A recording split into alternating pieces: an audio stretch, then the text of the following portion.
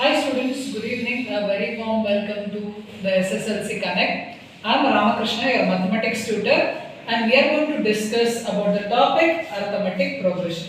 So my dear students, if you give me 30 minutes of your time every single day, so I'll make sure that whatever the questions are there on the topic arithmetic progression, so you'll be able to do it without any like flaw or something. Okay, so make sure that you stick on with me, okay, and you concentrate on whatever the topics that we are going to discuss.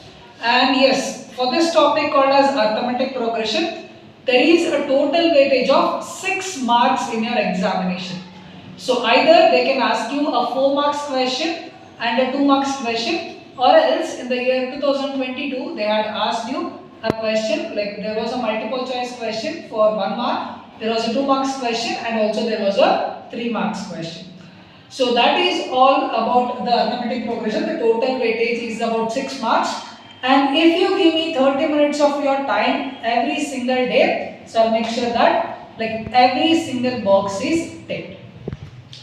So now without much delay, let us start with the topic arithmetic progression. So ಮಕ್ಕಳೇ ಇವತ್ತಿನ topic ಏನಪ್ಪಾ ಅಂತಂದ್ರೆ arithmetic progression. ಈ topic ನ like major ಭಾಗ ಏನಿದೆ ಅಂದ್ರೆ so ಇದರಲ್ಲಿ ನಿಮಗೆ ಮೊದಲನೇ ಟರ್ಮ್ ಯಾವ ರೀತಿ ಕಂಡುಹಿಡಿಯಬೇಕು, ಸೊ nth ಟರ್ಮ್ ಯಾವ ರೀತಿ ಕಂಡುಹಿಡಿಯಬೇಕು, ಹಾಗೆ ನಿಮಗೆ ಸಮ್ ಆಫ್ n ಟರ್ಮ್ಸ್ ಎಷ್ಟು ಬರುತ್ತೆ ಇದೆ ಈ ಚಾಪ್ಟರ್ ಅಲ್ಲಿ ಇರೋದು ಮೇಜರ್.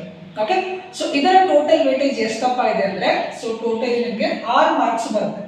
ಸೊ 6 ಮಾರ್ಕ್ಸ್ ಅಲ್ಲಿ ನಿಮಗೆ ಒಂದು ಕೇವಲ 4 ಮಾರ್ಕ್ಸ್ ಒಂದು ಪ್ರಶ್ನೆ ಕೇಳಬಹುದು, ಇನ್ನೊಂದು 2 ಮಾರ್ಕ್ಸ್ ಒಂದು ಪ್ರಶ್ನೆ ಕೇಳಬಹುದು, ಅಥವಾ 2022ರಲ್ಲಿ ನಿಮ್ಮ ಕ್ವೆಶ್ಚನ್ ಪೇಪರ್ ಅಲ್ಲಿ ಒಂದು ಮಲ್ಟಿಪಲ್ ಚಾಯ್ಸ್ ಕ್ವೆಶ್ಚನ್ ಇತ್ತು, ಒಂದು 2 ಮಾರ್ಕ್ಸ್ನ ಕ್ವೆಶ್ಚನ್ ಇತ್ತು, ಹಾಗೆ ಒಂದು 3 ಮಾರ್ಕ್ಸ್ನ ಕ್ವೆಶ್ಚನ್ ಕೂಡ ಇತ್ತು. ಸೊ ಈ ರೀತಿ ನಿಮಗೆ ಎಕ್ಸಾಮ್ ನಲ್ಲಿ ಕೇಳಬಹುದು.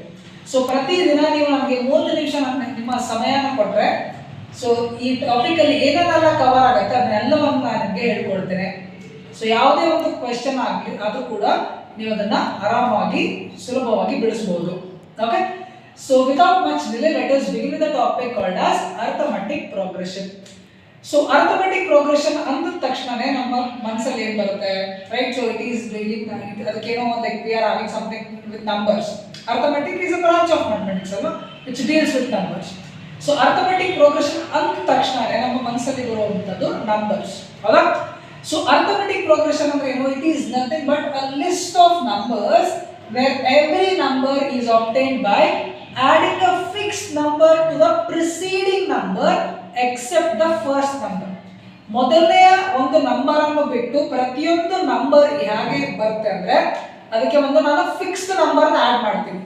ಸೊ ಅದು ಆ ನಂಬರ್ ಏನಾದರೂ ಪಾಸಿಟಿವ್ ಕೂಡ ಆಗಿರಬಹುದು, ನೆಗೆಟಿವ್ ಆದರೂ ಆಗಿರಬಹುದು, ಅಥವಾ 0 ಕೂಡ ಆಗಿರಬಹುದು. ಸೊ ಇದಕ್ಕೆ ಕೆಲವೊಂದಿಷ್ಟು ಉದಾಹರಣೆಗಳನ್ನು ನಾವು ಇವಾಗ ನೋಡೋಣ. So let us see some examples for arithmetic progression. Okay, so starting with the set of natural numbers. Natural numbers, counting numbers ನಾವು ನೋಡಿರ್ತೀವಿ, ಹೌದಾ? So the set of natural numbers 1 2 3 4 and so on. So it is nothing but an example for arithmetic progression. ಯಾಕಪ್ಪ ಅಂತಂದ್ರೆ ಇಲ್ಲಿ ಏನಾಗ್ತಾ ಇದೆ, ಪ್ರತಿಯೊಂದು ಸಂಖ್ಯೆಗೆ ನಾನು ಒಂದನ್ನ ಸೇರಿಸ್ತಾ ಇದ್ದೀನಿ. ಮೊದಲನೇ ಒಂದು ಸಂಖ್ಯೆಯನ್ನು ಬಿಟ್ರೆ ಉಳಿದ ಎಲ್ಲ ಟರ್ಮ್ಸ್ ಯಾವ ರೀತಿ ಬರ್ತಾ ಇದೆ ಅಂದ್ರೆ ಪ್ರತಿಯೊಂದು ಸಂಖ್ಯೆಗೆ ಹಿಂದಿನ ಸಂಖ್ಯೆಗೆ ನಾನು ಒಂದನ್ನು ಕೂಡಿಸಿದಾಗ ನನಗೆ ಮುಂದಿನ ಸಂಖ್ಯೆ ಬರ್ತಾ ಇದೆ. ಸೊ ಇದು ಇವಾಗ ಒಂದು ಅರ್ಥಮೆಟಿಕ್ ಪ್ರೋಗ್ರೆಷನ್ಗೆ ಒಂದು ಉದಾಹರಣೆ ಅಂತಾನೆ ನಾವು ಹೇಳ್ಬೋದು. ಇದಾದ ತಕ್ಷಣ then we have another example. So where we can see -2, -3, -4 and so on. So ಮಕ್ಕಳೇ, can you please tell me what is the fixed number that is being added here? ಇಲ್ಲಿ ಕೂಡ ಒಂದು ಫಿಕ್ಸ್ ನಂಬರ್ ಆಡ್ ಮಾಡ್ತಾ ಇದ್ದೀವಿ. So can you please tell me what is that fixed number? Yes, very good my dear students, absolutely correct. It is +1. Sorry, it is -1. So -2 ಗೆ ನೀವು -1 ನ ಸೇರಿಸಿದರೆ ನಿಮಗೆ -3 ಬರುತ್ತೆ. So then if you add -1 to -3 you get -4. Okay, so that is how you can again see this is an example for arithmetic progression, ಹೌದಾ? So ಇಲ್ಲಿ ಕೂಡ ನೀವು ಒಂದು ನಂಬರ್ನ ಕಾನ್ಸ್ಟೆಂಟ್ ಆಗಿ ಆಡ್ ಮಾಡ್ತಾ ಇದ್ರೆ ಅದರ ಮುಖಾಂತರ ನಿಮ್ಗೆ ಏನು ಸಿಗ್ತಾ ಇದೆ, ಮುಂದಿನ ಟರ್ಮ್ ಸಿಗ್ತಾ ಇದೆ, ಹೌದಾ? ಇನ್ನು ನೆಕ್ಸ್ಟ್ ಟರ್ಮ್ ಏನಪ್ಪ, ಇನ್ನೊಂದು ಎಕ್ಸಾಂಪಲ್ ಯಾವುದಪ್ಪ ಅಂದ್ರೆ 8 8 8 8 and so on. ಸೊ ಇಲ್ಲಿ ಯಾವ ನಂಬರ್ ಆಡ್ ಮಾಡ್ತೀವಿ ಅಂತ ಹೇಳಲಿಕ್ಕಾಗುತ್ತೆ ನಮಗೆ. So then tell me which number is being added here my dear students. Super, very good. It is the number 0. So ಇಲ್ಲಿ ನಾವು ಏನ್ ಮಾಡ್ತಾ ಇದೀವಿ, ಪ್ರತಿಯೊಂದು ನಂಬರಿಗೂ 0 ನ ಆಡ್ ಮಾಡ್ತಾ ಇದೀವಿ. ಸೊ ಇದರಿಂದ ನಮಗೆ ಮುಂದಿನ ಟರ್ಮ್ ಸಿಗ್ತಾ ಇದೆ. ಸೊ ಈ ಫಿಕ್ಸ್ ನಂಬರ್ ಏನಾಗಿರ್ಬೋದು ಅಂದ್ರೆ ಇದು ಪಾಸಿಟಿವ್ ಆಗೂ ಆಗಿರ್ಬೋದು, ನೆಗೆಟಿವ್ ಆದ್ರೂ ಆಗಿರ್ಬೋದು, ಹಾಗೆ 0 ಕೂಡ ಆಗಿರ್ಬೋದು. So this fix number can be positive, can be negative and also it can be 0. So now that was nothing but our introduction to arithmetic progression. So now let us see the general term. Like general term ಯಾವ ರೀತಿ ನಾನು ಒಂದು arithmetic progression ನ general ವೇದಲ್ಲಿ ಯಾವ ರೀತಿ ಬರೀತೀನಿ ಅನ್ನೋದನ್ನ ನೋಡ್ತಾ ಹೋಗೋಣ.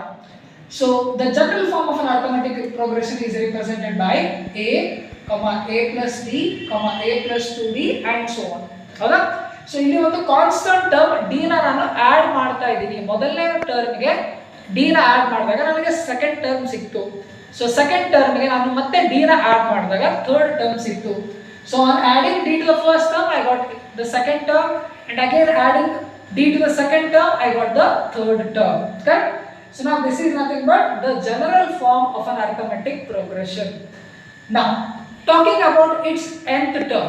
ಸೊ ಇದರ nth term ಯಾವ ರೀತಿ ಇರುತ್ತೆ ಅನ್ನೋದನ್ನ ನೋಡ್ತಾ ಹೋಗೋಣ. ಓಕೆ, ಸೊ ನಿಮ್ಗೆಲ್ಲರಿಗೂ ಗೊತ್ತಿರೋ ಹಾಗೆ ಸೊ ಜನರಲ್ ಟರ್ಮ್ ಈ ರೀತಿ ಇರುತ್ತೆ. ಸೊ ಈ ಒಂದು ಅರ್ಥಮೆಟಿಕ್ ಪ್ರೋಗ್ರೆಷನ್ ನ ಮೊದಲನೇ ಟರ್ಮ್ ಅನ್ನು ನಾನು ಯಾವಾಗಲೂ a ಇಂದ ರಿಪ್ರೆಸೆಂಟ್ ಮಾಡ್ತೀನಿ. The first term of an arithmetic progression is always represented by the small English alphabet a. Okay, ಹಾಗೆ ಈ ಫಿಕ್ಸ್ ನಂಬರ್ ನಾನು ಏನು ಆಡ್ ಮಾಡ್ತಾ ಇದ್ದೀನಿ ಅದನ್ನ ನಾನು ಸ್ಮಾಲ್ ಲೆಟರ್ d ಇಂದ